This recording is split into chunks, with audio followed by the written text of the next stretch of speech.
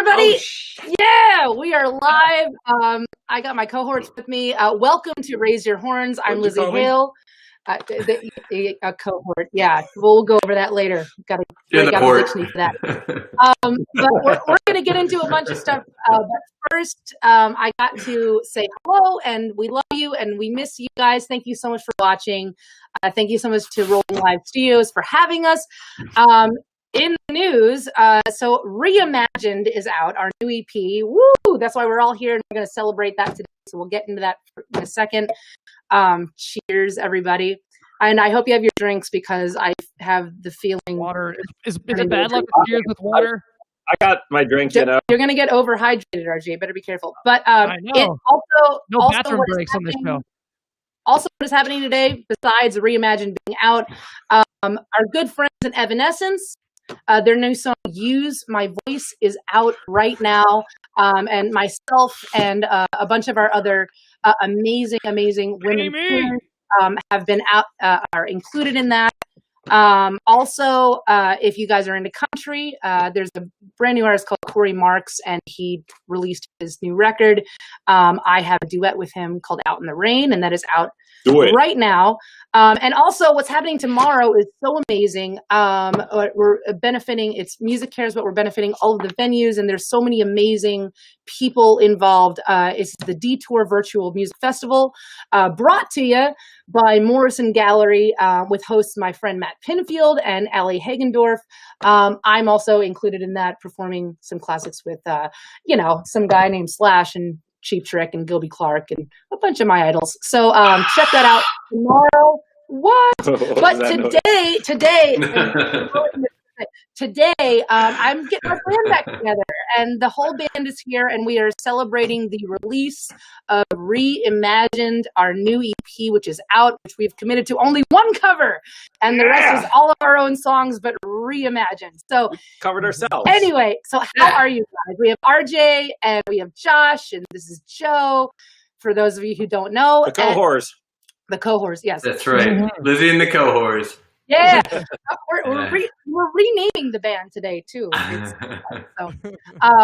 But anyway, how you guys doing? Josh, congratulations on having a new little Smith in the oven. Thank you. That sounded bad, but, it's actually just a baby on the way. What did you do to yourself? The Smith is not in the oven. He just has a baby cooking. It's fine. Congratulations. I mean, a bun in the oven. I'm not cooking it, fortunately. You had is it the engineering job or the production job? You added the you added one of the essential ingredients. He was at the grocery store and he got the right ingredients. I'm sorry. Yeah, but let's kind of get into Reimagined because this could go south really quickly. Get it? It's too early for that. Well, if it had gone south, you wouldn't be having a baby. So speak for yourself. Well, no, wait. No, it did go south. Therefore, he is having a baby. That's what's happening. Get out of here, Lizzie, and start the next part. Okay. Anyway, I want to talk a little bit because everybody in the chat has a lot of people have listened to our song, to our EP, which was released at midnight this morning, and so let's just talk a little bit about what was up with that and working with Nick. Let's start there. Let's talk about Nick Raskulinecz, the producer, who.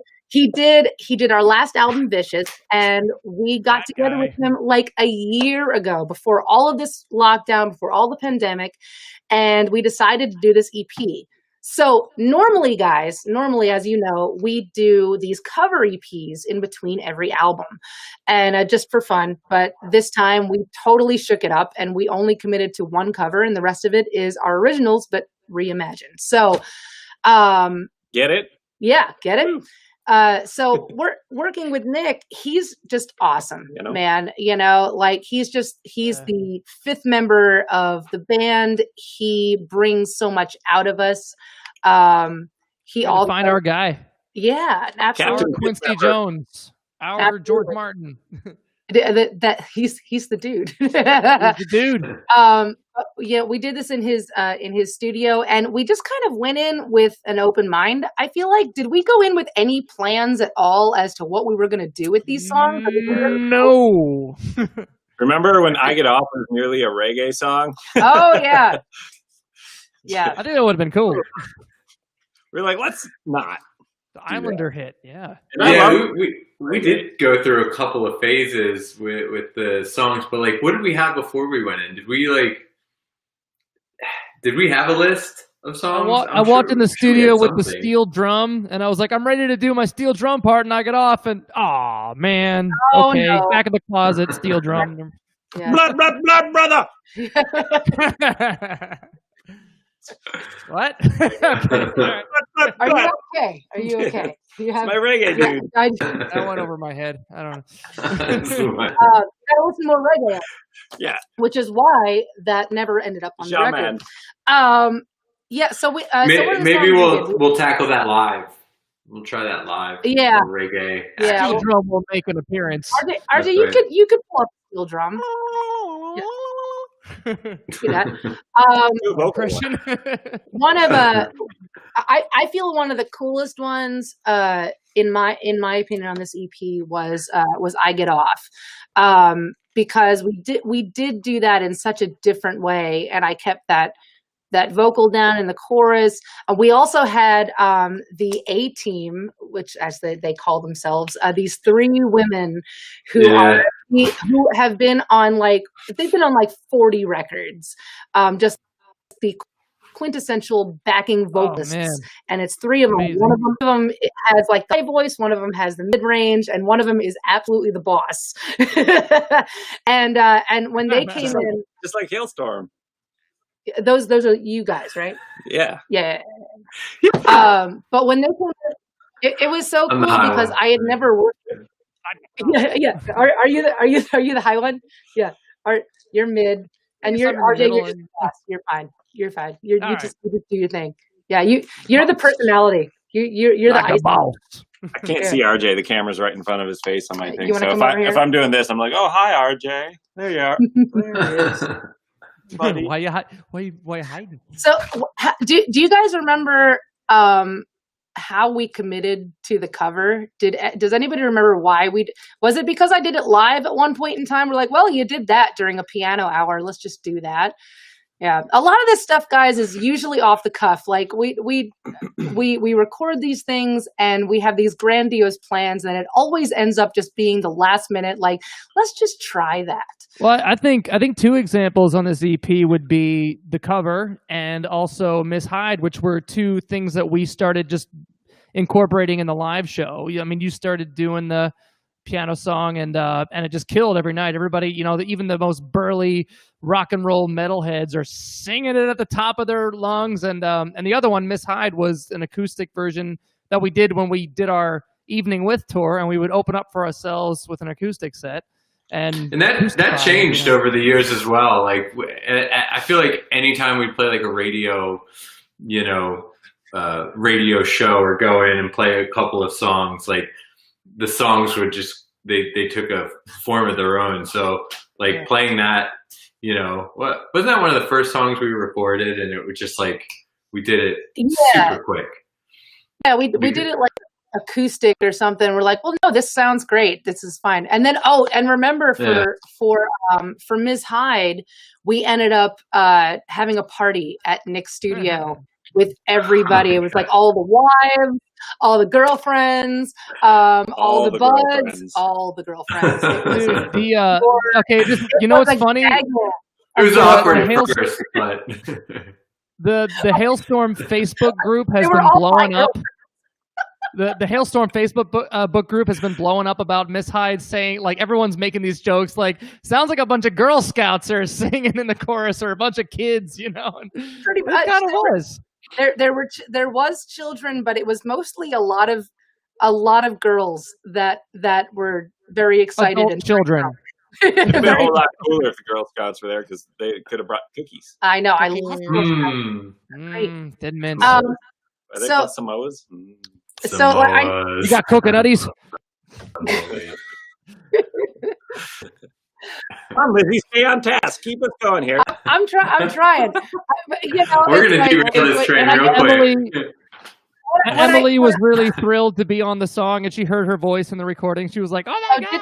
I was just my next question was going to be: did your girlfriend or Lexi, Josh, your wife, were they able to recognize their voices through the recording, and are they proud of their performance? Yeah, I think it's weird to hear your own voice, and Lexi she was just like, "Oh god." She actually repeated what she sung. She said, "My God." She's like, "Oh my God." Emily definitely kind of felt like she's the new girl, so she didn't really know the song at all. So she did pretty good for learning the song on the spot, and basically just like, "Here you go, give it a shot." That's awesome. Well, I think we should end up going to a small video that the guys and I ended up putting together kind of last minute this week because it's been a crazy week. But we want to share it with you guys and see if you can pick out the girlfriend and wife voices on the chorus. Without further ado, Carrie, if you are ready, let's play the video for Miss Hyde.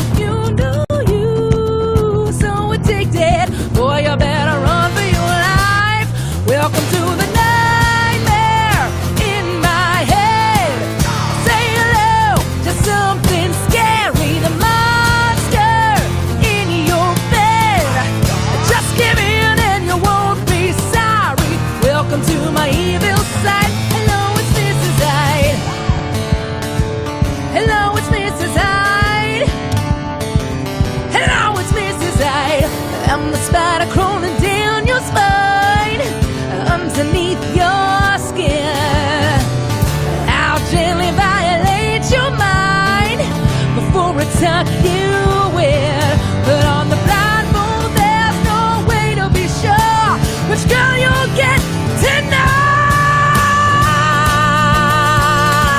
It's me, Lizzie, I swear. Welcome to the nightmare in my head. Say hello to something scary, the monster in your bed. Just give in and you won't be sorry. Nightmare in my head.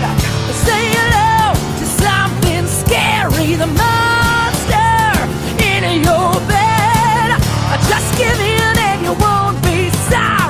Welcome to my evil side. Hello, it's Mrs. Hyde.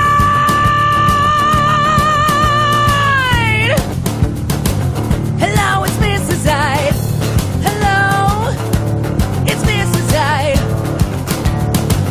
Hello, it's Mrs. Hyde. Yeah. Oh, we fucking did it. Yeah, we did it, guys. Yay, it worked. For those of you watching, That was hard. small behind the scenes Strokes. in that I video. didn't hear the Girl Scouts. Well, they were supposed Except to be Joe. like inside of your mind. Oh yeah. my God. Yep. Josh was a Girl Scout. He was saying but for those of you who want to know a little sidebar of that video, Josh did that entirely in his boxers, which I didn't know until this morning. Awesome. Yeah, and they cut out the end. Otherwise, you guys would have been able to see. Would have seen Josh's boxers, but you know, It's probably for the best. Let's talk about your fruit roll-up jacket. Oh yes, Fruit leather. Strawberry?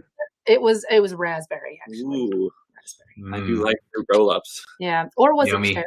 You know, Could be cherry. Yeah, I know. Remember those? Did any of you like roll the outside? You know, like the you know how like they had the shapes in the middle of the fruit roll up, and then on the outside was just like the border, but you would roll that into a ball and just. Did you ever eat that. a whole fruit by the foot without stopping? No, but Remember the kid that would wrap it around his finger, then like lick it, and then Oh. like, popsicle? So good. So RJ and I. Come on, just lick it. Where is RJ? Wait, was it fruit roll up or fruit by the foot? RJ and I are brother and sister. For any of you not knowing who we are, and RJ and I used to watch this kid in. It was like every lunchtime during school, he would just wrap the whole thing around his finger and just suck on his finger. It was really gross. Anyway, yeah. Never mind. Let's get into some fun. I have Sticky Fingers Billy. his name probably was Billy too. Old Sticky Fingers. I wonder where he's at right now. Probably still finishing up that fruit roll up. Fruit by the foot. Anyway, does anybody even know what those treats are anymore? Like, are we dating ourselves completely? What about Gushers? You guys know about Gushers? Gushers. Fantastic treat. Man, I would fuck up a couple bags of Gushers. It would because they only give you like 5 little packs. Yeah. Nah. Same fruit roll-ups. I'd probably just tear like 5 off of the, stick them together, throw them in all at once. Oh yeah, just the whole thing. Just have it explode in your mouth. Anyway, for those of you just joining us, we're talking about things that will explode in our mouth. So I know we're celebrating. And that is. I know we're celebrating the release. Had that been the case, Josh would not be having a kid. So, right?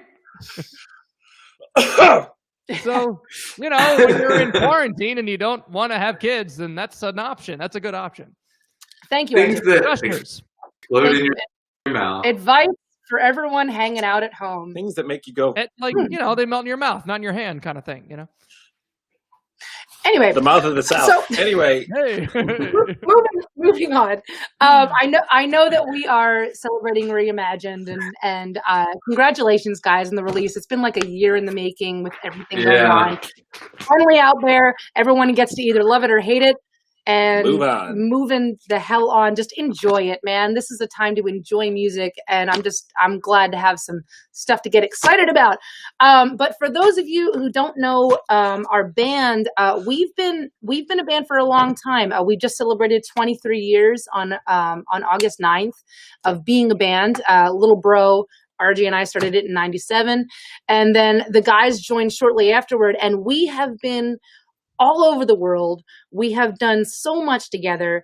And so I kind of want to not necessarily reintroduce, but I have a couple things here that I want to go over with you guys just to kind of. You want to get to know us a little bit better? I want to get to know you a little better. Yes, Neat. Absolutely. So we're going to start with an easy one.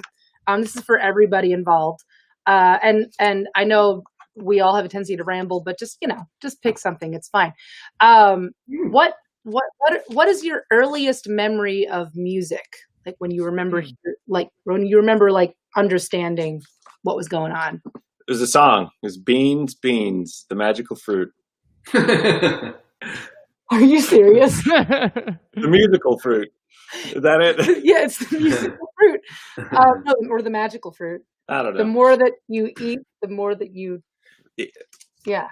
Don't say that dirty word on the air. My first version of that song was Beans. They're good for your heart. Everybody fill in the blank. Was shard a word back then? Heart. I'm pretty sure that we as a band invented that word, and anybody No. who thinks differently, anybody is wrong. You're full of shard. But first memory of music, like when you first hey, what is that? You know, like because I know that like as we're kids, we get exposed to it, but maybe we don't necessarily understand it. I know what Joe's was. What? The Gummy Bears theme. Gummy Bears! Bouncing here and there and everywhere. Interesting side note, Lorenzo Music, who played the voice of Garfield, was actually in that show. He voiced one of the bears. What? Yeah. What bear? If there's ever going to be a live-action remake, it's going to be Bill Murray, I'll bet. That is interesting. That is very interesting, RJ. Thank you. You learn things on the show. Thankfully. Yeah. Thankfully, you're here with all of the information. Explain how you know that. Never mind. Well, we've been sitting at home Googling things, you know. Okay, all right. We're just going to move on because anyway, whatever. You can probably find that on Wikipedia. But here's one that I don't think the fans actually have ever heard of. So have either or all of you ever fully or nearly emptied your bowels on stage? Oh, you mean shit yourself? Yes. I was trying to be classy. Nice. I nearly have. No, I have not. No. I have.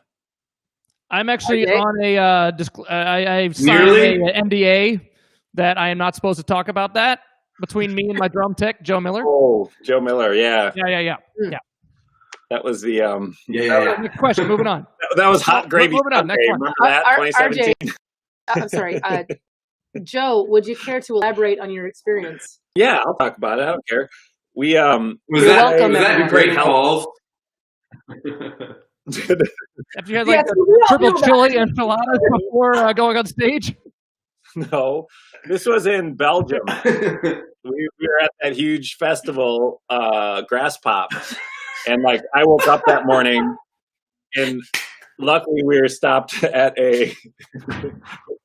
Because it really could have been anywhere. I mean, there's no way that the three of us would know what the difference is between just like a whisper in the wind backstage, and maybe you should.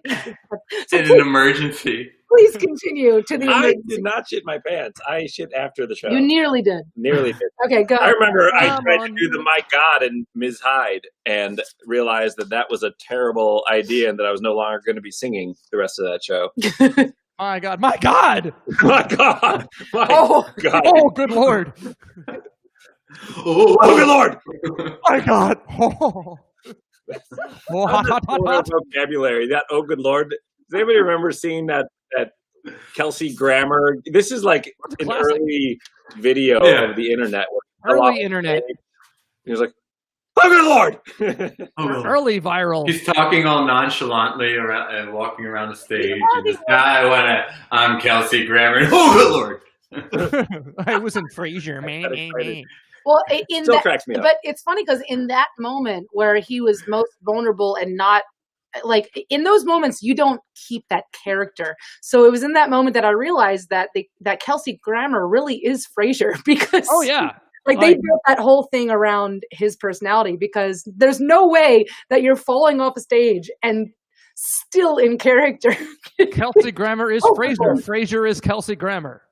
So on the symbiotic relationship. On the subject of shit, what is next question? What is the first app that you open on your phone when you sit down to take a crap in the morning? TikTok. What's your crap app, guys? Crap app? Hashtag crap app, everybody. Oh, crap app. That may be a replacement for TikTok. I'm probably reading the news or like if I need to research something for the day, like something I need to do or whatever. Amazon. Or Walmart.com, as we can see. I open up Snapchat. It's an offshoot of Snapchat, and it's all just pictures of poop, and it helps Crap my chat. body. Ah. Helps my body, realize what I'm there to do. Yes, we have a couple friends that send us pictures of their business, and it's Yeah, crap chat. pretty fascinating, actually. I need to invent that app. This is very important information, everybody. Like, I don't know. This is like a Anybody- shitty team magazine, but really Oh, a shitty Literally. magazine. So moving on from the crap world, what Get it moving. now? Specifically, not talking about crowds, like good or bad Thanks, crowds. Tara. Kelly. Yeah. There you look at that. Everybody. We got Hey, two of them. before we move on with Thank with Blender bottle. let's I got another one. let's cheers the freak family. Hang out and check it out, guys. We're all here together. We miss you, and we love you. You know, Jake. Yeah. you know. Yeah. Yeah. No, not really. So, so Water. speaking of fans and all of that going on, so not talking about crowds, because crowds are awesome and we miss crowds. We miss playing live and we miss everybody out there. But for each of you personally, and I'm trying to think of one for myself. What's the worst? What do you consider, like, what if you look back and you think of like the worst show that you think you ever played, like, or just like things are going wrong, or maybe you're just like not feeling it that night or something. Can you think of a specific show for that? You don't even have to be super specific. Probably about half the shows I've played. I mean, Yeah, those are that's pretty good odds, though. 1 out of 2 shows is good. What I wouldn't give for even a bad show right now. I know. Yeah, right. I'd accept. I'd happily play my worst show ever right Yep. No, I agree, man. I agree. I think we're at the point where it's like it doesn't even matter. Like it matters. We want to put on a good show, but I think it's just that connection and that high that you get from stage and being like, okay, this could be like super magical, or it could be a complete train wreck, and that's up to us, guys. Here we go. Woo! Like I always think of one of our worst shows, like just collectively, in that it wasn't really a show. It didn't happen. It was Austin City, South by Southwest. Remember when we went up on stage and we were supposed to play, and then the power went out. We're like, RJ, I don't know. We played like drum half solo. a song. RJ drum solo. Oh And- my God, yeah. I don't know. We're not fixed. Keep playing. RJ played like a 5-minute drum solo. Nothing came back on. We're like, well, that's all we got. That reminds me See you later. of Berlin in 2012 or 13, maybe.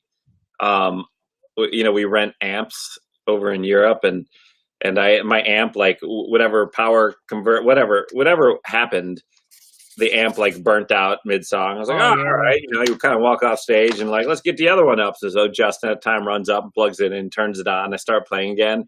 That one then burnt out, and then that was it. We didn't have any more amps, and I remember like standing there like, I could fake it, and I just left. Nope. You guys played as a 3-piece. Remember that one? Oh yeah. Ooh. Yeah. We were a pretty good 3-piece, man. Best show Yeah, ever. we held it down. Joe, you should have came out and sung your solos on the mic. That's what you should have went out and. I heard that, RJ. I heard that. Everyone's go back and rewatch this video to code, because we're all talking over each other. It's great. What do you guys think? Wasn't it like the country artist that was going to do shows but set up like these platforms, social distance, like only like 5 people per platform? Did you guys hear about that? Or Yeah. What do you think of that? What was the crew safe backstage? Like how did you load in and stay safe? And like, I mean, the crowd was in a safe place, but like, what about everybody else that's working the event? You're right. Like in our experience, we know that like backstage and on stage with the crew and everyone's on top of each other. So like, it just seems like such a hard thing to manage. Unlike, like bands like I don't know if you guys saw any footage from the Sturgis rally, but all of them are throwing caution to the wind. Not smart. Yeah, they were rolling the big die. Like, hey, you know what? it turns out I died because of Smash Mouth and Trapped. Like, what a way to go. Well, Jeez. I mean, there's worse ways to go, I suppose. Somebody once told me. I guess we all might as well be walking on the sun, right? For a week, Hey. you're welcome. Okay, so speaking of road crews, though, what is your favorite Halestorm crew member? Then don't worry, they aren't watching. They don't care. So just kidding. Why would anybody know any of their names? I'm just kidding. We love you. No. Well, I'd have to go with Joe Miller because he, You just want to be You're Joe. asking us. he cleans up when I, have accidents on stage. But hot be gravy careful Sunday. Be careful of that contract you signed. Not talking about this. Oh, yeah. Sorry. No. No more triple chili enchiladas for me before the show. You're just in trouble. Honestly, one of the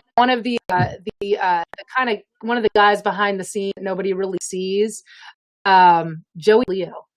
Joey begging. I feel like he's like, Agonies.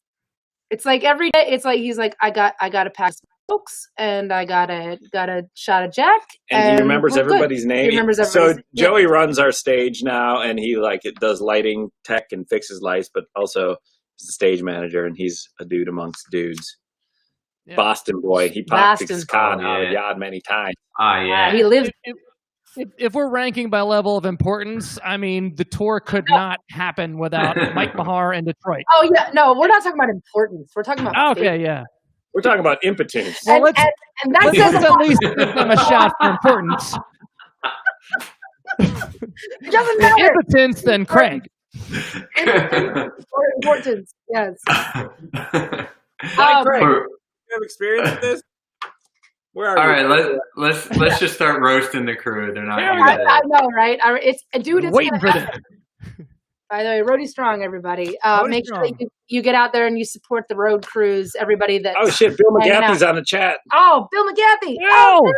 Hi, Hey, Bill. Our Bill. favorite crew guy. Our very own Mr. Kincaid, Bill McGaffey, our manager, is in the chat today. Make sure that you cheers him or give him some kisses or something. Mr. Kincaid, as all the youngsters call him nowadays. So Halestorm just turned 23, right? And the guys and I have been hustling for years. We've achieved so much. Like, we've toured the world. We've won a Grammy. That all of the things that we never thought of that we could possibly achieve when we were teenagers, just starting this whole thing, we've achieved. And we've also been living like 2 feet from each other, like forever, for most of our lives, right? So we know each other's ins and outs. Like right here. Right there, yes. Okay. That's gonna be out there later, by the way. But I want to. Let's all get closer. But I want to talk about some good. Let's get real close. That's better. All right. That feels like old times. Gosh. We're on a bus. What is it? What is it about having you guys in here that I'm just like go back to like 13? But I want to talk about some good breakdown stories. Actually, like we never really talk about this stuff, and nobody ever really asks. But I got a couple. I broke down last week. I got a couple. Let's try to summarize and recant. Actually, this will be a little quicker one. The Pissicles story, Joshua.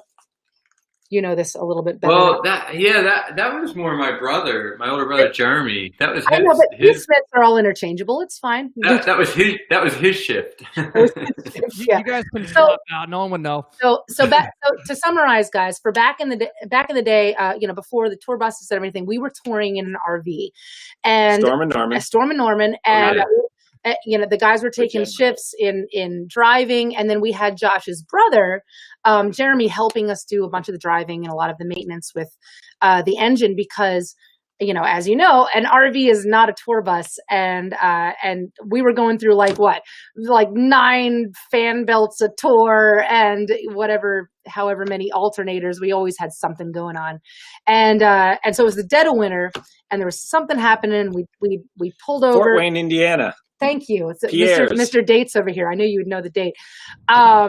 It was cold though. It was January. It was January. Oh, yeah. At like a Flying J. No, truck we were stop, right? We were at We were at Pierre's. Yeah.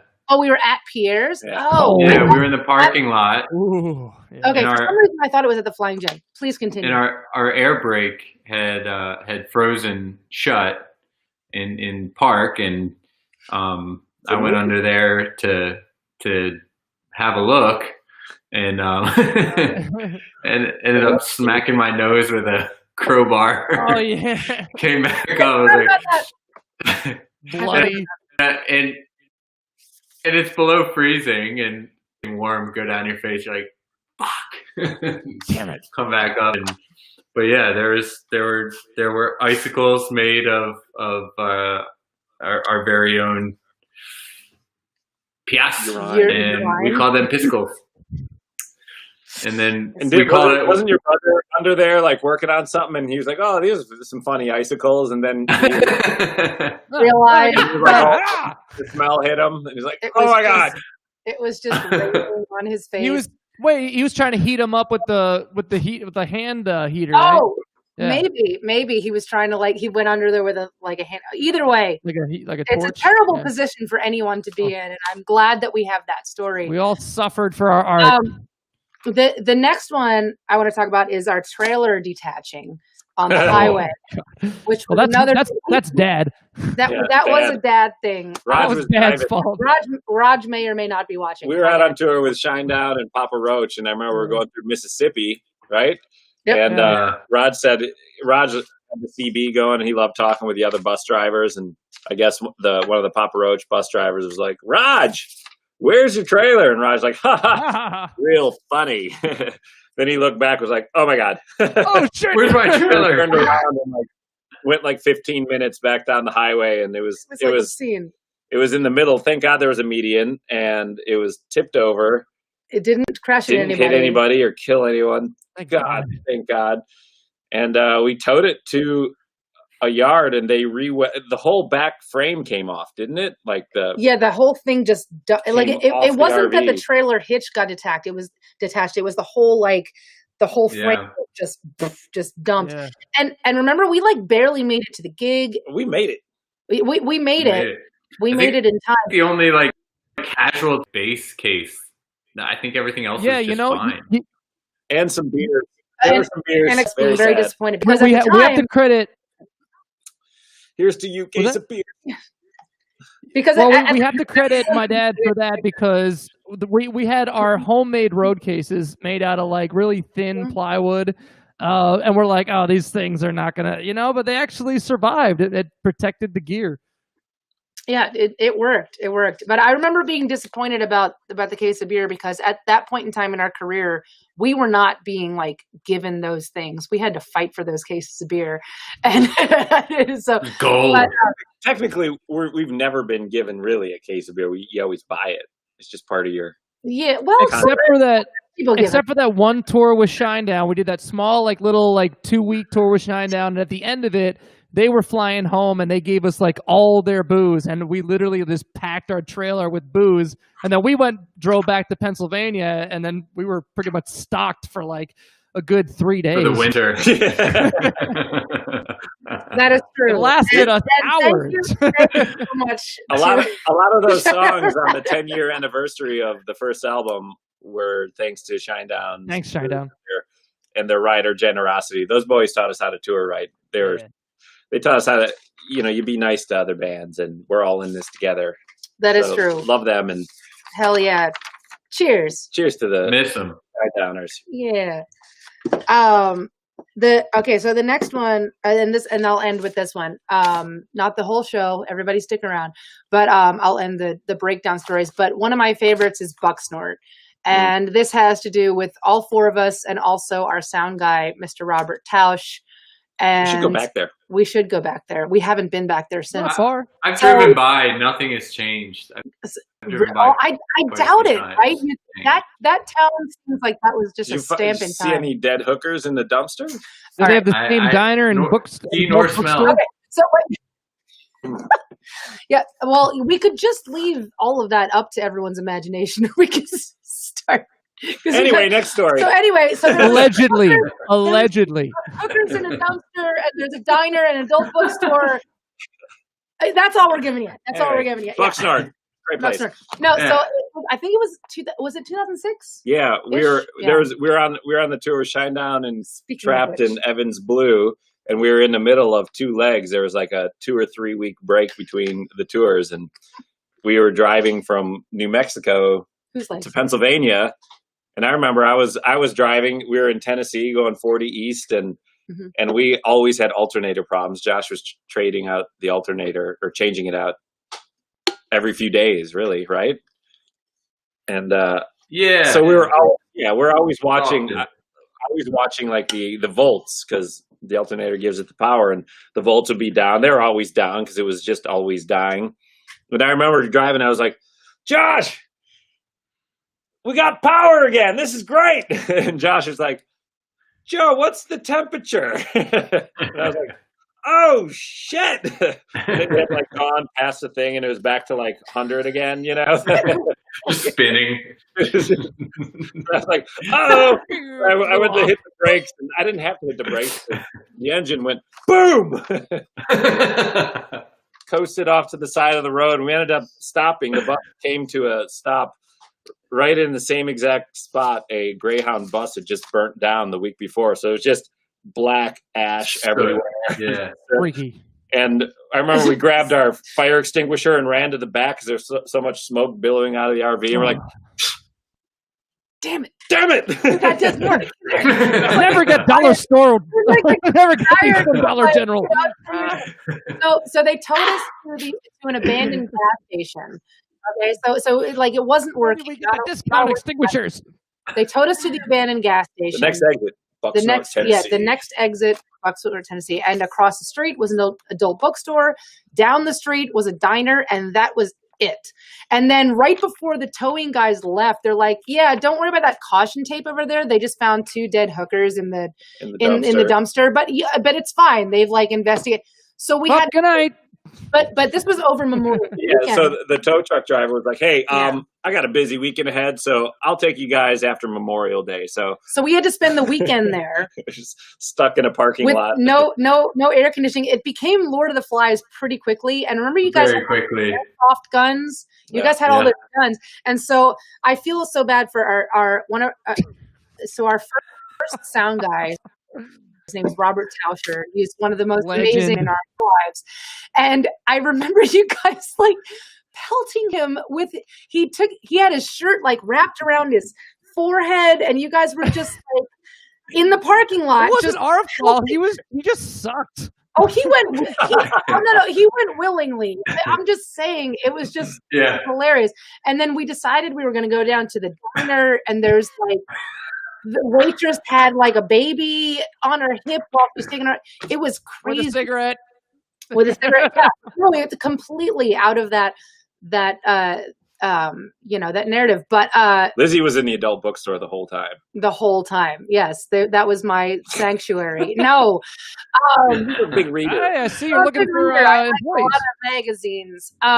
And then she wrote, "I get and off." then that was when I was like, and it comes I'm full circle. No, but that was Thank you, Bucksnort. but it was a cool week because we ended up having to spend the week in Nashville for the first time because we finally got our RV towed to the Cummins dealer to get the engine replaced because you busted the engine, Joe. And Alternator was and we working. had to spend a week, so we spent every day eating at the Waffle House, and then we would go downtown. And we all ended up getting our, you had a tattoo from before, but we all got our first tattoos, at that crazy place that decided it was like a Christian tattoo parlor. We didn't know this at the time, but there was no swearing allowed. So as soon as, somebody like puts like a needle to your skin, you're going to be like, oh, flubber, you can't. puffish. It's really weird. But that was one of the coolest memories. Judas Priest. And then we ended up singing karaoke. It ended up being great. Those are the. Remember when we would wannabes. sing karaoke because they would give us discounts on food? Yes. Because you were good. I literally was singing for my supper. Yeah, it was all, we're like, sing again. We need some tater tots. Yeah. Oh, yeah. You did like those tater tots at that Cheese one. kind. It was like wannabes or something. It was like the karaoke. One of the karaoke. I know. I don't think it's there anymore. It might be. You Is know it what? there? I haven't been there in a long time. Not be going downtown and doing anything right now. Are you a Broadway bro? No, Anyway. it's like when when you live in LA, you never go to Hollywood. When you live in Nashville, you never go to Broadway. You just avoid it. That's true. Dude, believe me, I never go to Broadway unless there's like the last time I went, it was because like mom was visiting and she's like, we should go. I'm like, no, we shouldn't. We really shouldn't. Fine, we'll go. Last time I went down there, I think was when the Dorothy camp was in town, and we had a lot of fun with those guys. And Dude, probably there until like 5 a.m. Oh my God, I can't even imagine with that crew. Oh man, that's crazy. That's awesome. So, but anyway, I guess moral of that story is that like, even though all of those things happen and they happen, and all of you young bands out there, you got to remember this, is that the glory is in doing it. It's about just sticking your neck out and diving headfirst in the shark tank and doing it, because things are going to go wrong. You're going to break down. You're going to not make gigs. You're going to, have to sing for your supper in karaoke. You're going to have to spend the weekend in an abandoned parking lot with, 2 dead hookers in the dumpster. It's going to happen, but you know what? You're doing it and you're rocking out, and that's the main point. But we're gonna move on because we have like about 10 or 15 minutes going, and we just have to like do this thing. This is why I love the New Year's Day guys. We had the New Year's Day guys on our show a while back, and they are exactly like us at that age. Like, they're just stoked to be on tour, stoked to be out there doing it. Oh yeah, good for those guys. What are you saying? Like not stoked anymore because you're older? RJ's old. Yeah, I'm old. RJ's an old fart right now. Soul. Yeah. So I have a question for all 3 of you boys, and this has nothing to do, like, nobody knows I'm putting this in here, but I have to. I haven't looked yet. Because it's been a dream of mine to actually do this now that I have you all in one place and it's live and none of you can escape. I'm going to do it. So, question for all of you. Oh, look at the time. I got stuff to do. Are you a lyrics first or a music first listener when it comes to music? Oh, yeah, we've talked music. Music. I'm a slave to groove. Yeah, I think a solid groove, a kick-ass bass line, and a really great solid melody. Lyrics are just like a nice little icing on the cake. Thanks, guys. Jesus. I often wish I was a lyrics first person. I don't, I just don't. It has to feel good, and that doesn't hold true for everyone. Like with Bob Dylan, you kind of have to go with the lyrics, like it depends. Sometimes the lyric will jump out at you. Yeah. It's like there's no one way to write a song. There's no one way to absorb a song either when you listen to it. Although I disagree with you, RJ. I feel like you've paid attention to more things than you let on, as far as lyrics of like our songs. I love lyrics. There have been multiple times where I'm like, oh God, what is the second verse of What Were You Expecting? And you're like, oh, it's this. I'm like, oh, shit, how do you know that? So, but we're gonna test this theory with a game. Everyone at home, this is called Finish the Line to one of our own Halestorm original songs that we've been playing for over a decade now. So RJ, if you, I say that RJ, I say specifically to you because I know that you have a pretty good memory. Shit, I got so much to live up to now. So the expectations are too high. If you know the correct answer, don't immediately shout it out. Because I kind of want to know what the other two are. Oh, this isn't like a buzz-in show, like. I mean, if you all if I had thought about that and had sent everybody a buzzer, we need like supermarket sweep. I mean, if you want to create a buzzing noise, you totally can. RJ, you probably have effects like that. So anyway, so number 1, this should be easy, but I'm not quite sure. I'm going to say the line, and then you have to finish it, basically. So I miss the bad things, the way you hate me. I miss the screaming. And the way that you. I know it. Do you know it, Josh? RJ's looking at me. I only know the way that you. And I don't, the way that you blame me in the face. Ooh. Dinger. Did you say blame me? Yep. Yay! Yeah. Okay. So, ding, ding, ding, ding. one for RJ, one for Josh. 0. I'm gonna watch the chat and then I'll know. Yeah. You guys feel free to play at home. No cheating. Feel free to play. No chat cheating. Number two. I can't Google the lyrics fast enough. I'm trying to make them as easy as possible, but you don't know that I know. You watch me every night. Wait, I gotta get into character. Right, hold on. Keep going. Okay. You don't know that I know. You watch me every night. What is the next line? Hang on, I just can't resist the urge to start a fight. Just stand here. To take a juicy bite. In the fight. You're close, Josh. Stand here in the light. Aye. These are easy ones. You gotta dig deeper than that, Lizzie. Yeah. Come on. Okay. All right. Number 3. Don't listen to what your girlfriend says. She reads those magazines. She reads those magazines. I'm flanking, but Oh yeah. I'm Shoot. Don't look at the chat. That one is escaping me, actually. I know. Don't listen. Let's say you failed the test. Like you forget about. Don't know what it means. Said you failed the test. You don't know what it means. Did you ever say that? So close. So close. You guys are like in the power. I don't sing this part, so I don't know. Does it go like? Oh, it goes like this. 1, 2, 1, 2, 1, 2, 3, go. That's it, right? That's it. All right. Got it. All right. Everybody? Cool. Next question. All right, cool. No, I won. Okay, so, cool. So it's don't listen to what your girlfriend says. She reads those magazines that say you failed the test. You don't have what she needs. Usually, I was close. Hey, all right. That's a good lyric. Yeah. It builds you up. It kicks you down. It thump ups and down paper down. Really good. Congrats. Wow. Number 4. You should win a Grammy for that. No.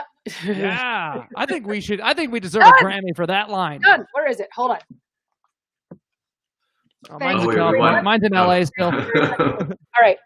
Number 4. Number 4. You are the only one that sees me. Next line. Something about shoes. Are the only one. It literally just came out again. Trust me and believes me. Yeah. I'm glad Josh, you're good at this. Hell yeah. RJ Josh. knows them all. I don't. RJ, you know all right. of them. I'm, All right. Well, But right. I didn't, Lizzie, we got 2. What? I didn't know it until someone sang it. Like then I had the melody. Like if it was just talking. Oh, I know. I don't know. It makes it hard I to talk. I don't know if we get it. And to be completely honest, like I feel like I'm the same way too. Like where it's like you get the melody rolling, there you go. So this one is an easy one. Drink the wine. My darling, you said. You see. You said. Darkening homestead.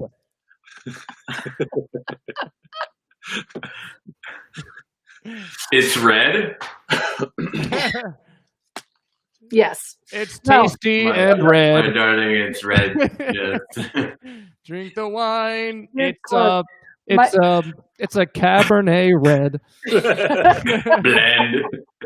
That's what it The should have been. blend. That's what it should have been. California table wine.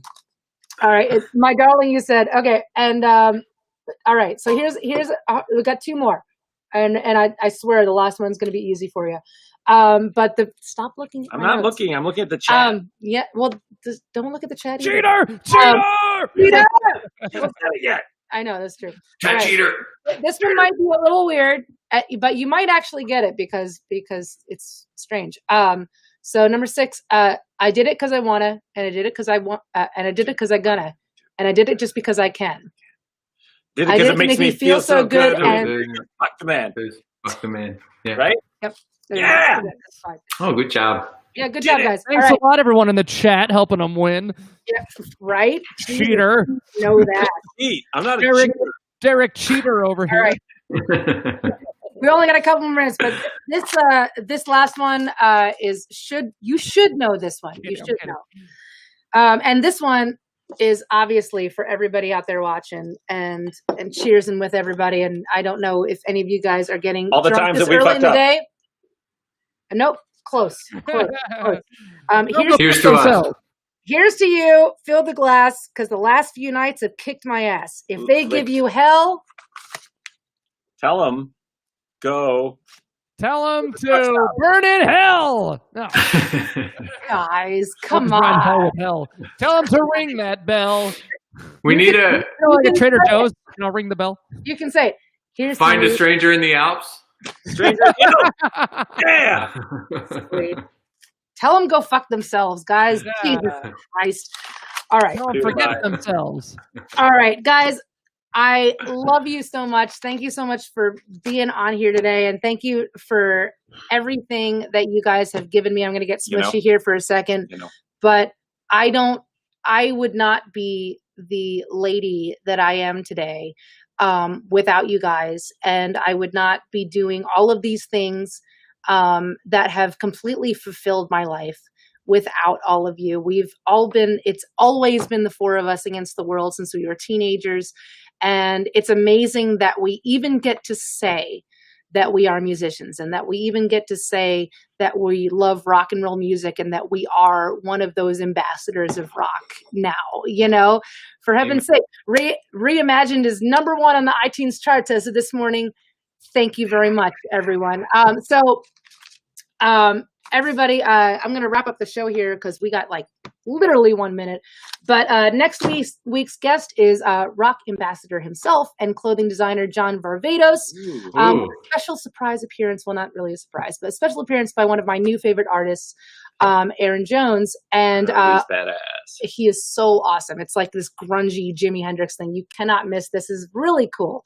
And probably one of the neatest interviews that I think I'm going to end up doing, because it's just such a we'll be the judge of that. I'm just saying. I'm just predicting. Saying. Yeah, sure. You watch in the chat. I'll judge your interview. You watch from a distance.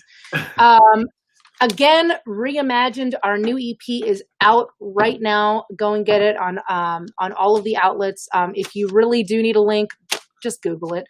Vinyl Seriously. comes out in like 2 weeks. The vinyl comes out in 2 weeks. Pre-order. It's orange. Evanescence's new song, Use My Voice, is out. My duet with Corey Marks, Out in the Rain, is out.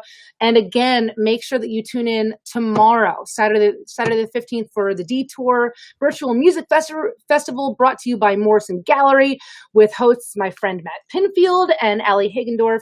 Legendary performances by Ringo Starr, Linda Perry / Gavin Rossdale, Macy Gray, Sean Lennon, Jesse Mallon, Cheap Trick, Chad Flower, John Oates, David Dresden, Billy Gibbons, Gilby Clark, Donita Sparks, Matt Sorb, me, you, Kathy Valentine, Steve Stevens, Steve Foley, AWOL Nation, and so many more.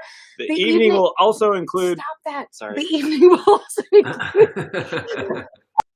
for Bruin, Henry Diltz, Danny Clinch, Danny Clinch, and and up next is my friend Matt Pinfield with the show A Lonely Place, so please stick around for that. But until then, that is our show. Stay connected. Listen to loud music. We love you and we miss you, and we will see you on the other side, or just next week. Tune in next week. Love one another. Stay connected. Raise your horns. Wow. See you next week. Thank you, everybody. Cheers. Woo!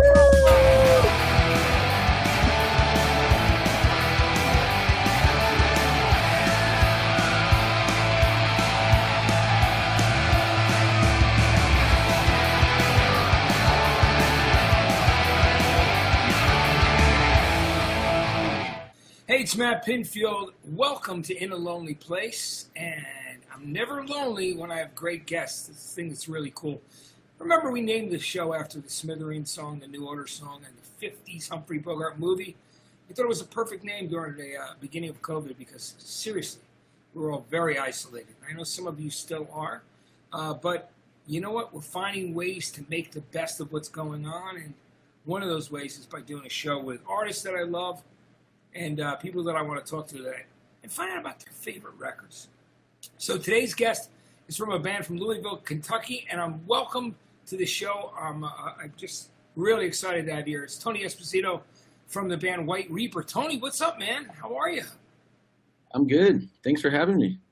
You know, I know, you know, with everything, the last time I saw you guys play, I've seen you multiple times. I brought you on stage in Las Vegas years ago, I remember. the Merch Fest, you know. I remember because I remember talking at the time to Nick and Sam and about their dad was a fan of it, watched 120 Minutes.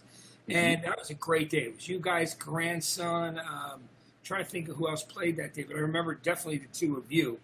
And it was a very cool thing. It was after the shooting in Vegas, so the regular festival didn't happen, but we were doing a benefit thing, and that's where I got to know the band. And but let's talk about Tony, how you guys started out in Louisville. You know, when you and Nick started the band and the origin of the band. There's that story about where the name comes from as well. Tell me a bit about that. Yeah, so I met most of the guys in the band really, really early on. We were all very young. I met Ryan, who plays keys, when I was in second grade, and then me and the twins went to school together. I met them in fifth grade, and throughout, you know, the rest of middle school and high school, we just became, you know, very close friends and knew that, you know, we were the other kids at school that played instruments, and we got together and played together and listened to the same records. And came time to go to college, and Nick and I went to this school called Middle Tennessee State, which is in Murfreesboro. It's like maybe half an hour south of Nashville. And we got down there and we were studying audio engineering. But I don't think we were mature enough to be good students. So as soon as we skipped our first class and realized that nobody was going to like call us and get us in trouble and ask where we were, we pretty much never went back. And went home and started the band. And we were walking around in a Halloween store one time, and there was like a Halloween prop that was just like a little, you know, you hang it on like a tree branch. It was just like a little skeleton Reaper man, and it said White Reaper on the price tag. We thought that that was pretty rocking. So Yeah, it's cool. That is absolutely a cool rock name. You know, I mean, it's pretty amazing. Murfreesboro is a place where I've stayed there before. You know, and I've gone there to shoot at Bonnaroo because it's not that far away. So I've gone and stayed there because, you know, that's where you get a hotel. Like, you know, like what I forgot what it was, but I remember going there and it was cool. You know, and then we drive out to Bonnaroo to see the music, and it was hot, super hot. You know, but it was amazing. But so you went to school there. Tell me more about the Louisville. Like, as a kid, was there much live music around Louisville that you got to see? And was there any other kind of scene happening there, where there were some other bands, kind of like in the way that Bowling Green was happening, you know, with the Cage the Elephant guys? Was there something also going on at Louisville around that time when you were starting to just do clubs and start to play around? yeah, when we were in high school, there was a really cool all ages venue that had just opened up around that time. This was maybe back in like 2009. It was an all ages venue. That's where we played all of our first shows. And if that wasn't there, then we would have had to wait a lot longer to be 21 to play in bars and things like that. So I think we're all very grateful that there was a great place like that we were able to play. And for the first few years of Skull Alley being open, it was really cool because it was, you know, all the local bands and everybody knew each other. And then after a while, we started to get like bigger acts to come and play there. Like Matt and Kim came through there, and the Bouncing Souls came through there, and there's more that I'm probably forgetting. But by the end of Skull Alley's time, they were throwing some really, really cool shows, and eventually it closed. But yeah, it was. That means everything in the world, that there was a place for you guys to play to like really figure out what the live thing was about, which is all ages clubs and those all ages and basement shows and those firehouse shows and all those things have always been so important. You know what I mean? It's such a great thing. Bouncing Souls are actually from my hometown, you know, like around New Brunswick, New Jersey, East Brunswick. That's where they're from. Yeah, the Jersey guys, right? Yeah, they're total Jersey guys from my area. They're great guys. But yeah, so that was it. So, but the earliest demos and stuff that you recorded, you were doing with Nick. And then Sam joined and played bass shortly thereafter. Tell me about that. Like, I mean, since you knew everybody growing up in school, but was it like, how did it go? Did Nick suggest Sam join the band? Did you guys kind of realize, or did he say, "Hey man, I'll pick up bass. You need a bass player"? How did that whole thing go down? Yeah, I would say Sam suggested that Sam played bass in the band. Yeah, that's cool. Well, I mean, I'm glad he has because he's such a great guy. I mean, it's really cool. Now, it's amazing because I heard a cover that you guys did of Deep Purple's Highway Star that I absolutely loved. It was so badass. My friend who produces this show, Chris Trevero, was in the car one day, and I've been looking for it ever since. I can't remember what it was for, but I was like, "Hey guys, you got to hear White Reaper, the cover of Highway Star." It was so badass. It was such a great cover of that song. Not an easy song to do, So I thought it was. We definitely had some trouble with it. That's for sure. What was? Tell me why that was one that you picked. Was it something that that you liked, your parents liked, or was it something that it was a record that was kind of being around the house? What was the reason? We all loved the song. I think Hunter and I really wanted to take a crack at that solo. Maybe more than anything else. I think we wanted to see if we could do Richie Blackmore solo, man, is so badass. And also the version, have you heard the version he does on Made in Japan, the double live album that came out like around the same time as Machine Head? There's a live version. I'm not sure if I have, maybe somewhere down the line, but you're gonna have to check it out on Spotify, if you listen on Spotify or Apple. Check that out, live version of Highway Star from Made in Japan. Just remember that you will absolutely love it if you love that lead. You know what I mean? Which is really cool. So, I saw you guys, there was the polyvinyl era, and you're doing the EPs, and before the first album, and it was just, the word was getting out about the band because there was the thing about the songs that I thought that was so great. I said, I always said it was somewhere between the Cars' Cheap Trick. I mean, I was just looking, I was trying to explain to people about the songwriting, how great it was, but the feel that you guys had. Tell me about those earliest tours and how you guys were received, because you were touring so really young, Tony. Tell me about. We first got out there when we were like 18, and it was just a lot of playing in basements to like 12 people, and then begging the people to let us sleep on their couch, and that was really fun. I remember the first tour we went on. It was just kind of like, this is it. Like, we're so happy to be there, even though we probably played to 400 people total on the entire tour, and that might even be a little bit high. But we went out for 2 weeks, just with another friend of ours who also had a band. We had 2 bands in one van, and I remember Nick and I just being really ecstatic and excited to be there.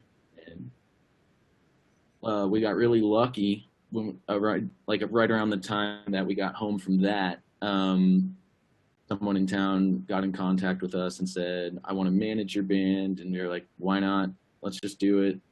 And then not long after that, he got us in front of the people at Polyvinyl, and we were very lucky with how that all kind of happened. What I perceived to be pretty quickly. So yeah, very, very fortunate. I mean, your live shows are really great, and there's a lot of energy. It's just like you're certainly committed to the shows, to the songs. I've seen you guys on big stages, and then I've seen you play in a small club. You know what I mean, in Hollywood, and it's amazing how you're able to command both. As far as rehearsing for those live shows, when you guys get together and you do that stuff, I mean, when you go out on tour, is it kind of one of those things where you just feel out what you're going to be doing live as you tour, like going through kind of that way, or do you rehearse? Do you spend a lot of time rehearsing before you hit the road? Yeah, we usually do about a week or two, where it's just like rehearse. Because Hunter lives, he's in Texas now. Sometimes he's in New York, but the rest of us live in Louisville, and so we all get together like a week or two beforehand and go every day. We try to make like 3 set lists that are different, so that we kind of know things and like are able to throw things in here and there. But yeah, usually like a week or two before tours, we'll hit it pretty hard. Yeah, I mean, I think that's great. It's, you know, I mean, for me, it was seeing you and seeing the excitement around the people that were coming to see the band live, and then just absolutely watching you guys grow. And then when you guys went from being independent to getting signed to Elektra, I was really happy to hear that, because I was like, yeah, these guys can actually carry it live. Can you hold on? You know, but to me, that's such a big part of what makes a band great is having songs that have great melodies and really cool lyrics. But just there's something about you guys that felt to me, even at a very young age, with the earliest songs that were on your first EP and the first album, it already felt to me like, you know, you guys had a fully formed idea of what you wanted to be as a band and what you wanted to be as far as songwriters go. Now, who handles the songwriting? Who handles primarily the songwriting? You, Tony. Would you say it's you and Nick? Primarily, I would make demos and then send them to Nick, and then we'd go into a studio and do it together. And we did that for the first EP and the first full length, and then our second album, World's Best American Band, we kind of like hashed it all out in a studio. Yeah, Reaper Does It Again was more like you said. That was different. That was, you know, right. Yeah. And then the second time, got in the studio and just tried to like literally make songs and record them immediately. Yeah, which is really for me. I mean, it was time for you guys. I mean, for me, you know, what I also loved about it is certainly in alternative music and alternative radio, there were people that, you know, I totally disagree with in the programming area that were saying, oh, you know what, there's no room for guitars on alternative radio. And I was like, yeah, that's bullshit. Yes, there is. And especially if it's done right and it feels good and it feels fresh. And what you guys were able to do, you know, with the record was just, for me, pretty mind-blowing. I felt like, as, you know, I mean, look at it. I mean, for the fact that it's your third studio album, Tony, and, you know, the idea that, you know, you released a single. Well, actually, you had two songs out at once at the time. But then when Might Be Right ended up becoming a #1 single and growing up and higher on the charts, I was just so excited to see that. And I know your fans were as well. But it proved me right. I said, see, there are room for guitars in alternative radio. Don't be such a bold statement, especially in a stupid statement, in my opinion. I appreciate that a lot. You know, and then you guys, so the COVID's such a crazy thing, you know, like dealing with the whole COVID thing. I mean, you had some incredible tours that were the Foo Fighters were going to be taking you out, right? Is that true? Or was it? I didn't hear about that, but who are you going to go out with? I heard some stories. There was a couple of things. Oh, Pearl Jam. We were going to do Europe with Pearl Jam, and then COVID. Yeah, Pearl Jam. How many dates did you have originally set on to do that show? Maybe like 7. Yeah. Yeah, I know Mike McCready's a huge fan of the band, so he loves it. You know. Yeah, they've been really, really encouraging, and which is insane for us. Have they reached out to you personally, the guys at all, and talked to you? We've been able to meet Eddie a couple times. He actually met Nick and Sam's dad. Nick and Sam's dad wrote a book about Pete Townsend. Right. He sent it to me. I got a copy of the book that their dad sent to me, because I'm a huge Who fan. I love Townsend. You know what I mean? So the book's great, you know. And so tell me about how that whole thing went down, because I know Eddie is like another one of the biggest Who fans of all time. Yeah, well, their dad wrote that book, and he just took a total shot in the dark and just like reached out to Eddie and said, "Do you want to write the foreword to my book?" And he said yes.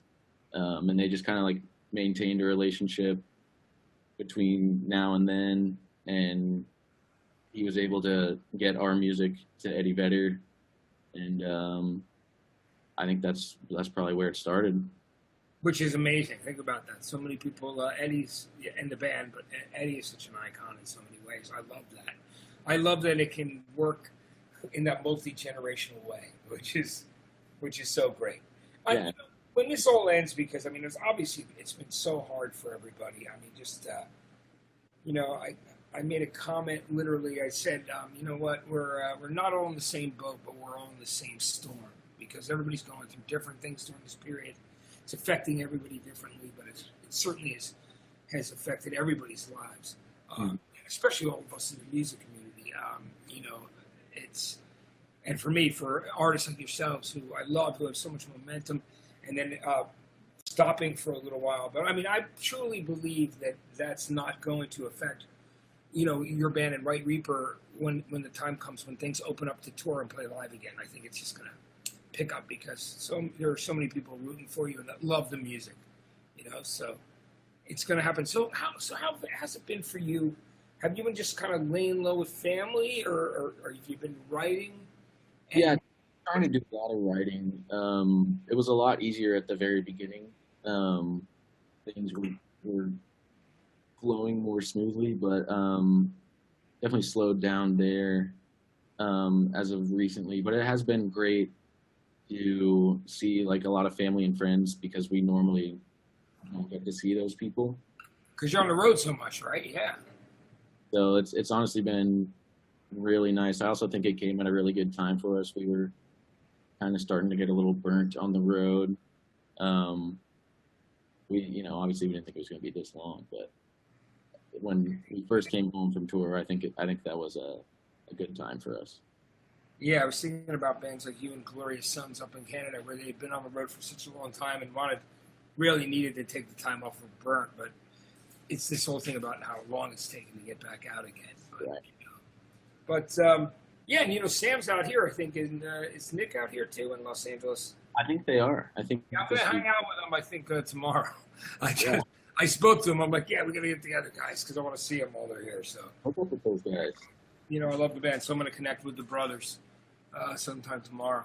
And so let's talk about some of your favorite albums of all time. Now, one of the things we've been doing here on In a Lonely Place, because, obviously having that time to spend at home or wherever you are, it gives you time to revisit those records that have meant so much in your life and the things that, just have been such an inspiration. Whether your favorite records to listen to or the things that made you want to pick up an instrument, all this stuff is all of that is so important. And I'd like to go through these records with you. So you picked some great stuff. I really, truly love all of it. So you started out with the first official Metallica album, Kill 'Em All. Yeah.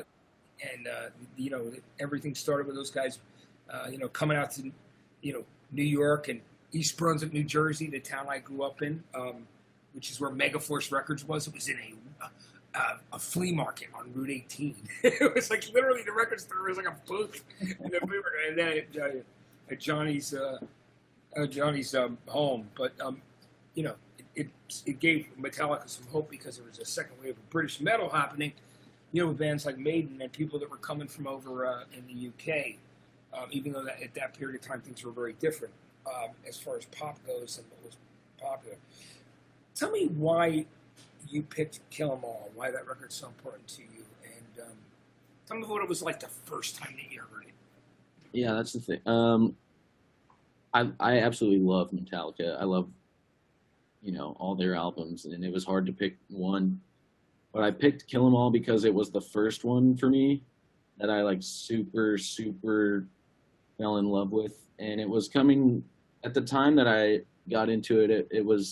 I'd been playing guitar for a couple years, and I just really sat and listened to that record and just heard a lot of things on guitar that confused me and made me very excited, and it just really excited me about the possibilities of what I could maybe learn to do on the instrument through listening to this record, because obviously it was way out of my league in terms of playing it, and it continues to be to this day. But that's why it's something that I like to go back to. But it was really just like you said, it made me want to pick up an instrument, and still it has that same effect. So all the records do. That's great. Now, have you ever gotten the chance to see them live, Tony? Unfortunately, I have not. Well, you will. We'll make sure you get to see them at some point. Absolutely. Knowing Lars, he's probably heard of you guys and is definitely a fan. Well, that would be incredible. Maybe one day. Yeah. Because Lars is always checking out new music. That's the one thing when he and I talk about things. And I spoke to him literally early in COVID when you could actually. No, it was right before COVID. That was the last time I spoke to him. It was right before COVID. He called my friend's car, and it was like, and then we were talking. And it's always been that thing where he's like, "What are you listening to right now?" Yeah. So this is what I like that's new, and he's always been super open-minded to new music, Lars. So I'll have to get the word to him that you guys are a fan of this. I think that would be really cool. You guys have to meet at some point. Yeah, pass it along, man. I absolutely will. Now, the second album that you picked was the second record for another iconic band, and a great band in metal and rock, and we're talking about Black Sabbath. The second album, Paranoid, which was originally going to be called War Pigs, right? That was the name of the record, and then they changed their mind and wrote Paranoid, the song, at the last minute. You know what I mean? Which is so wild with Bill Ward and Geezer, and just coming up with that incredible 2.5 minutes of power, which I love so much. Record is just still so iconic. It'll never stop inspiring people. Tell me why you love the Paranoid album from Black Sabbath, Tony. I was torn between doing Paranoid or Blizzard of Oz for the same reasons. It goes back to guitar, and also I love Ozzy's melodies, and I just think he's really creative in that way. I love his voice. I wish I could sing like that, but yeah, Black Sabbath is the same way with Metallica for me. It's like it made me want to pick up an instrument, and Black Sabbath to me was a little more, I could kind of listen to it by ear and kind of figure out what he was doing. So it was a little more kind of instantly gratifying for me as a kid who was trying to learn how to play Tony's riffs. And I think it was like kind of like my first crutch in kind of going up the stair of levels of guitar talent. But yeah, that's really, those two kind of go hand in hand. I love them for the same reasons. That's great. Now, you also mentioned Blizzard of Oz, so you must be a Randy Rhoads fan as well. Yeah, absolutely. There's another guy. It's amazing that Ozzy's been lucky in his life to have two of the most iconic guitar players with Tony Iommi, of course, in the band he formed, and then with Randy, who of course died way too young. It was so incredible. Now these are iconic records you picked. What I love about the records you picked is you picked a lot of very iconic ones, and the next one is a record that I bought when it came out on my birthday, and it had come out I think 10 or so, maybe 7 or 8 days before. I didn't know what I was buying, but I knew it was my birthday, and I got in a fight in my junior high school with a guy who had the same birthday. So we were both born May 28th, right? So we were fighting over a girl. So we went in the bathroom and decided some slugging at each other. We were kids, and naturally. Remember, his father was a mobster, and my father was a school teacher in the same school system. So my dad had to pick me up after we got suspended, and he was a little bit mad at me. His father was proud of him for fighting because his father was seriously a mobster. Like, I'm talking about the real deal. Like involved with the guys that you've seen in tons of movies. You know what I mean? So, and we're still friends to this day. Do you believe that? He became a politician for a little while too, and he and I are still buds, even though we beat the shit out of each other over a girl once when we were kids. But I got suspended. I went home. It was my birthday. My father told me, stay here and mow the lawn. But as soon as he pulled off to go back to his job at school, I hitchhiked up to a record department, a store, and my sister-in-law was there. She managed the record department of a department store, and because back in those days, Tony, it's way before your time, but they used to have stores where it was kind of like a Best Buy, but it wasn't just appliances; it was clothes and everything else. So I walked up. I said, "Hey, it's my birthday. What can I buy?" And it was literally, she says, "This is supposed to be good," and hands me the first Ramones album. There was only one copy in the store, and I saw there were 14 songs. I went, what the? 14 songs? Holy shit. And I thought they looked wild on the cover, and I bought it and took it home and took off the plastic and dropped the needle on Blitzkrieg Bop and then Beat on the Brat and everything else followed. And it was a life-changing album and very polarizing in that period of time for people I knew. Either some of my friends got it, some of my friends hated it. It's the way it was. Now that I've told you my relationship to the album, I want to hear why it's such an important album to you. Sure. I think if I had to pick one band to call my favorite, I would pick the Ramones. And I think the reason that I love them so much is because when I was in high school and me and the twins all started getting into punk records and hardcore records from the 80s and 70s and things like that, the Ramones really resonated with me because I wanted to write songs, and they did it in this way that was very effective, but it didn't seem incredibly complicated. And so it made me feel like I could do it. And I just feel like all their records all the way through are just incredible front to back. And there's so many favorite songs of mine that they have written. And yeah, they would probably be my favorite band if I had to pick one. Yeah, they were such a great, amazing band and an incredible live band. I mean, they were fire. I mean, they wrote the book on that when it really comes down to it. They were the band. No question about it. That double live album, It's Alive, which is one of the earliest documents of their tours, which was for years not available in the States. It was an import, but now, of course, you can get anything by streaming it on Spotify or Apple or Amazon. And it's worth checking out because, I mean, you probably heard some of their live stuff, but it's like they just battle through that set. You know what I mean? It's pretty amazing. And they were such a great band. You know, Joey became a really, very close friend of mine, and it was a very sad day when we lost him. And, I've said this before on the show, but for years I would host or co-host the Joey Ramone Cancer Benefits for lymphoma that would happen on his birthday in May every single year. And I hosted it every year until Charlotte, his mother, passed away. Mm-hmm. But, yeah, man, the Ramones, just so influential. I mean, there's no question about it. Now, speaking of going back to Jersey, your next record up is from a Jersey band from a town called Lodi. Jerry Only, Doyle, and of course Glenn Danzig, and we're talking about the Misfits. And the album that you picked was Walk Among Us, which has got a lot of great songs on it. Yeah. Tell me about how much the Misfits mean to you and why this record is so important. It was kind of like this album makes me think of cutting the grass, and every time I had to whip that lawnmower out, it was Walk Among Us, and I just really got to know it all the way through. And then finally, when I got a driver's license, I think the first thing I played in my Volvo was Walk Among Us, and I would just listen to it any chance I got. It was kind of like I got into the Ramones before I got to the Misfits, and it was kind of like a darker, more evil Ramones to me.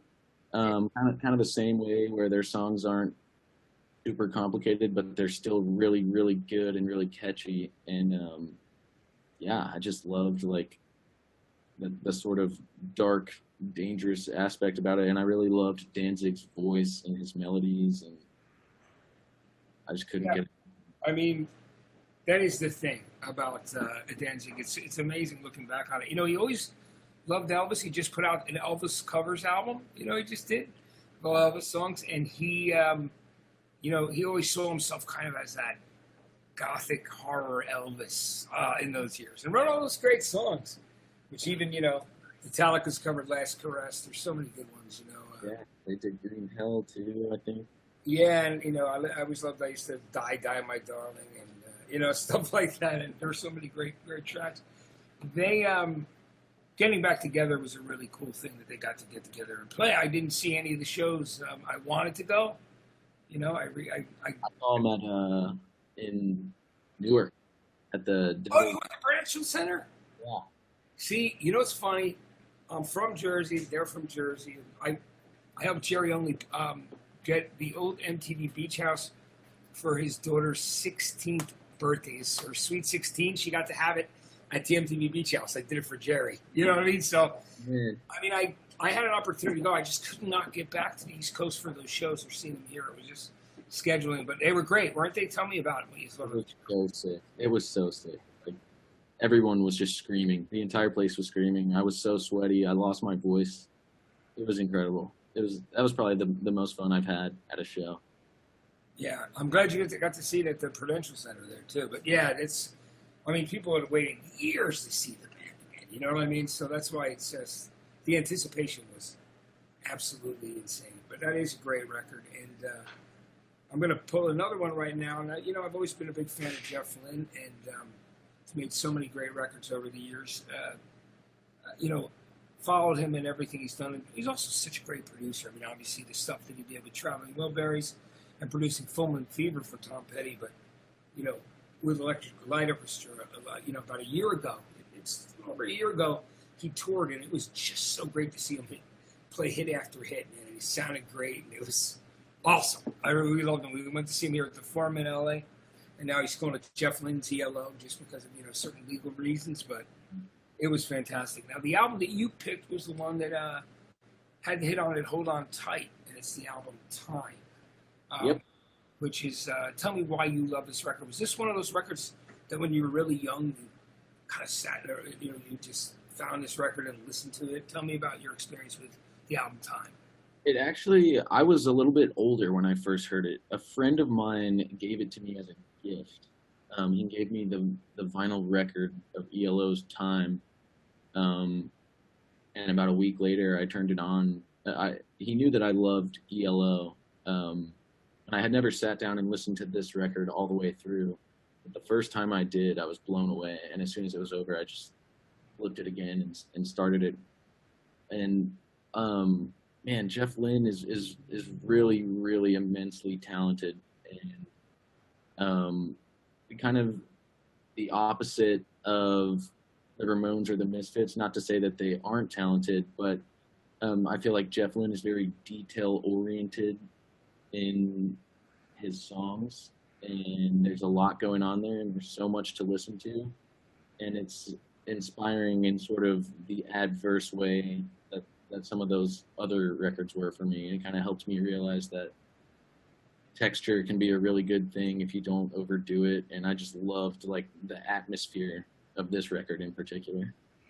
Yeah, it's amazing when there's a great story I got to share with you, Tony, that when Jeff came up with the idea to do ELO, because he had been in the Move before that with Roy Wood, and then went on to ELO, but to make the early records, he did not yet have his own orchestra members, like guys who were going to play those string instruments, and so he had to hire union guys that were not into rock and roll, and they played on those first couple albums, and they are so to the second that he was like in the middle of a song, and they're like, 5 o'clock, we're gone, and he's like, whoa, wait a minute, we're almost done with this take, what the fuck? And he was like, literally, that's what he did. That's when he finally said, I gotta find somebody. And then he ran into a couple guys who, like Mick Kaminsky and those guys, and figured out that, that he could really get guys who could play their own string instruments. But can you believe that? He had the concept. Isn't that awesome? They literally left in the middle of recording. Just like 5 o'clock. You know what I mean? But it's the union. No, it was just funny though. But what great records! I love those albums. All that run. There was a period he did. When I was growing up, like El Dorado, Face the Music with Evil Ones. What? El Dorado rocks. So great, isn't it, man? Yeah, I love that. Face the Music, New World Record, Out of the Blue. That run was incredible. Mm-hmm. So love that stuff. I'm glad that you like ELO and Jeff Lynne. Now we're going back for your next record, Tony. To my home state of New Jersey, and not too far, a hop, skip, and a jump from Lodi, where the Misfits are from, is where this next band is from. The same town that gave us the Four Seasons back in the late 1950s through the 60s, and of course in the 70s too. They still had #1 hits. That's right, the Four Seasons of Frankie Valli are from the same place as My Chemical Romance in Belleville. On this list. What's that? So much Jersey on this list. There really is. There's a lot of Jersey love there, which I'm not mad at that at all. But My Chemical Romance, such a great band from Belleville, formed by Mikey and Gerard Way, and those guys are all just so good. You picked Three Cheers for Sweet Revenge, which was their second album. They did their first one independently, and then this was their first major label record. And I can say to you, when I had signed Cody and Cambria and Midtown and a bunch of other bands at that time that were playing Static Lullaby, there were a bunch of bands that I had on this festival, and they were just coming out, and I think they had inked their deal with Warner's, the week before. The minute I saw Gerard Way go on stage and those guys take that stage, I went, I wish I'd seen these guys before Warner Brothers did. You know what I mean? I had I had the first album, and just had gotten it recently before that, and then they were playing this thing called Skate and Surf on the Jersey Shore, which was kind of very much like a Warped Tour thing, but it was separate. And they were absolutely brilliant. This is such a great record. It was a breakthrough record for them. And they were another band that was ready to go out on tour during this whole COVID thing, and then that stopped that. They did a couple of shows, but would have loved to have seen the guys go out on the road again. They're totally incredible. Of My Chemical Romance albums, why Three Cheers for Sweet Revenge is your favorite, and why it's a special place in your life? I feel like it was probably, if it wasn't my first, then it was very close to being like my first favorite album, because I was probably like 11 or 12 when it came out. And I thought it was really cool because I made friends through this album, and it was kind of like it's been a long time really since there's been an album like that for me, because of, guitars like we were just talking about earlier. There's maybe there's not as much room for them on the radio anymore, and it's kind of been a while since a record like this was everywhere. But in school, me and all my friends just really loved it, and it was a really comforting feeling to kind of go through that experience of this album is happening now, because a lot of the stuff I like is from ages ago, and that was probably the one on this list that I was able to live through. And it was such an important record. Would you say that, from what it sounds like to me, and I've had that same similar experience when I was young and I was growing up, where you found like-minded people that loved the record, and then you kind of knew that they were in your same headspace, and they were cool to be friends with, or people you wanted to be friends with and hang out with because they got it. And was that what you would say is kind of that experience? Yeah, that's exactly what happened for me, and I was at a ripe age, and everyone else was too, and it made it easier, to find who I might get along with, and grateful for that. Yeah, it's such, again, they're such a great band, and Gerard was such a dynamic frontman. There's just something, and I love the power of the whole band. It was so great to see them. Very proud of those guys. And glad they're having another go at it. I'm hoping that they're writing new material while we're all stuck in COVID and ready to come out with another album. It would be amazing. It would be so good. Did you ever get to see them live, Tony? I did. I saw them in 2010 or 11, I think. Ryan and I went and saw them outside of Indianapolis. They were on tour with Blink-182. Yeah. And how did you like the show? It was for the last full album the guys did, right? Yeah. Yeah, it was the Danger Days tour. It was incredible. Yeah. I would have played a little bit longer, but Blink-182 had the headline spot, so I like Blink too, but for me, it's My Chem. That was the only drawback. They only got to play 11 songs. I wish it could have been. You're like, wow, you were just wanting to hear more, right? Yeah, absolutely. So great. Now, the final album that you picked is, I'm in Los Angeles right now in Hollywood, and this album is a classic Los Angeles, Sunset Strip, Hollywood Boulevard, rock and roll album. No question about it. When I think of late 70s and I think of LA, there's the one band you think of is Van Halen. And their first record is obviously a milestone because, the musicianship, Eddie playing on this record, nothing had sounded like that before. Right. You know what I mean? And, he used to have to, you've heard the stories that he used to have to literally he would play live, and then guys would come and show up, and he would have to turn his back to them so they couldn't figure out how he was doing Eruption. He didn't want them to see the tapping. He didn't want to see that stuff before he got it to go. Although I'll tell you a funny story. They almost lost. They almost got beat to the punch with "You Really Got Me" from another like L.A. area hard rock metal band called Legs Diamond, and because they were told by Ted Templeman, their producer, don't play this for anybody yet. Let's wait till we get it. The record gets out and it's pressed and ready to go. So they go to a party and they bring a copy of it. Diamond Dave brings a copy of the record to a party to play their new record, and Legs Diamond guys are there and some guys from some other bands, and they're like, they go back to their manager and say, "Holy shit, these guys just did this incredible version of You Really Got Me." He goes, let's get in the studio. Let's go cut this and get it out before they do. That's a great idea, a vehicle for us. Before it got back to Ted Templeman, the producer, he goes, "Did you guys play that fucking record at a party?" And then, "Oh yeah, we just, asshole." I don't know if we call him assholes. He goes, "Are you guys fucking crazy? Next time is trying to get the song out before you do as a single." And Ted was like, pissed because he knew that they had something huge there. It was a great calling card for their first single. Cover the Kinks and do it in that unique way. Yeah. Well, Legs Diamond never did get it out in time, and the rest is history for Van Halen with that album that has so many great songs on it, from Run It With the Devil right through the entire thing. Tell me about why that record's so important to you, Tony. Going back to Metallica and Black Sabbath, it's a really big, not that Van Halen's exclusive to guitar players, but for people that do play guitar, it's obviously a very important band and an incredibly important record. And, those are, when you go to the store and you get your first guitar, that's what you want to be able to play. Is you want to be able to play Panama, or you want to be able to play Ain't Talking About Love, or Eruption. Yeah. These things, and it's a great thing to strive for, and I think that's why I like it. Yeah, I mean, it's so great. Ain't Talking About Love is still one of my favorite songs.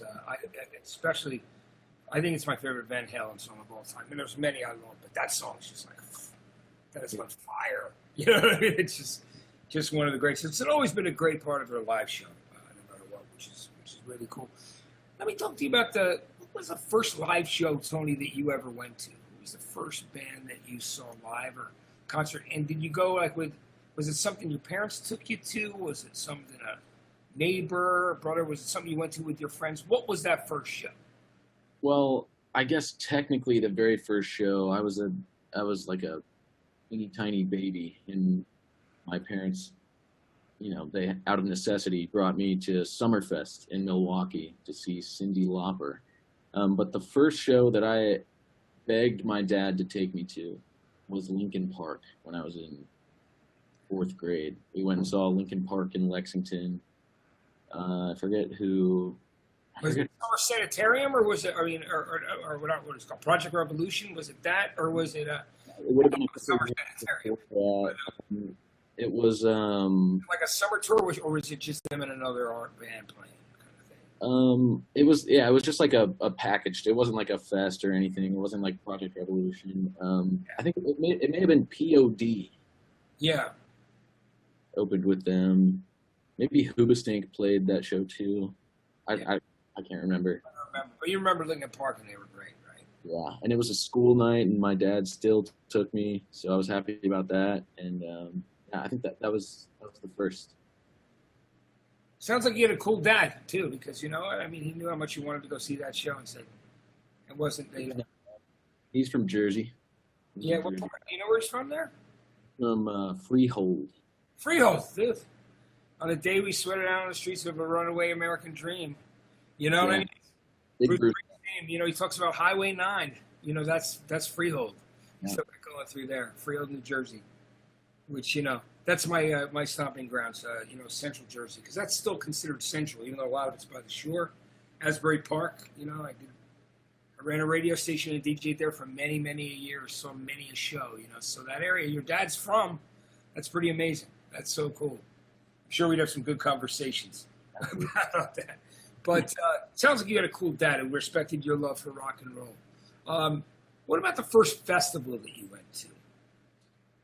That's another great story. It was to see Black Sabbath at Lollapalooza in 2012, and I went with my dad.